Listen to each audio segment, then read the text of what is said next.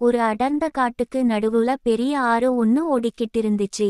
அந்த ஆற்றோட ஒரு கரையில ஒரு முதலையின் குடும்பமும் இன்னொரு கரையில ஒரு குரங்கு கூட்டமும் வாழ்ந்துகிட்டு வந்துச்சு. ஒரு நாள் முதலைக்கு பயங்கரமான பசி.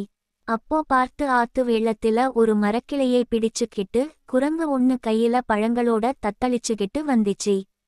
அத பார்த்த முதலை உடனே வேகமா நீந்தி போய் குரங்கு முன்னாடி நின்னுட்டு, இன்னைக்கு நீதான் எனக்குச் சாப்பாடு. என் குட்டிகளெல்லாம் பசியால வாடுதுங்க.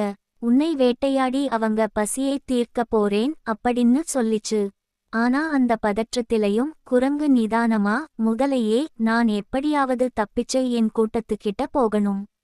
என் கையில இருக்கற இந்த பழங்கள் எல்லாம் என் வயசான அம்மாவுக்காக நான் கொண்டு போறேன். நான் மட்டும் இப்ப இறந்தா என்னோட அம்மா பசியாலேயே செத்து போயிடுவாங்க. அதனால என் உயிரை காப்பாத்திக்கிட்டு என் அம்மாவை பார்த்துக்க வேண்டியது என் கடமை அப்படின்னு சொல்லுச்சு. இப்படி 2 பேரும் வாதிட்டுக்கிட்டு இருக்கும்போது அங்க ஒரு பெரிய ஆமை மெதுவா நீந்தி வந்தது.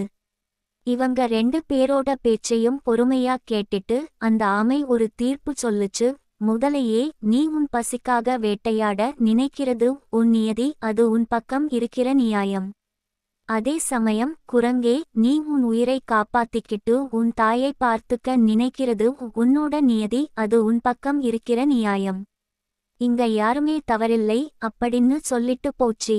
சிறிது நேரம் யோசிச்ச முதலை குரங்குகிட்ட, நீ போய் பழங்களை கொடுத்து உங்க அம்மாவை காப்பாத்து அப்படின்னு சொல்லுச்சு. உடனே குரங்கு தன்னோட கையில இருக்கற பழங்களில கொஞ்சத்தை எடுத்து முதலையிடம் கொடுத்து, உன் குழந்தைகளோட பசியை தீர்த்துக்கோ அப்படின்னு சொல்லுச்சு. இந்த முடிவால குரங்கு கூட்டமும் முதலையின் குடும்பமும் சந்தோஷமா வாழ்ந்துச்சு. கதை நீதி: ஒவ்வொருவரும் தாங்கள் நின்று கொண்டிருக்கும் இடத்திலிருந்தே உலகத்தை பார்க்கிறார்கள். நாம் ஒருவரை தீர்மானிப்பதற்கு முன்பு அவரோட சூழ்நிலையில் என்ன என்பதை புரிந்து கொள்ள முயல்வதே சிறந்த தர்மம். இந்த கதை உங்களுக்கு பிடிச்சிருந்தா சேனலை சப்ஸ்கிரைப் பண்ணுங்க.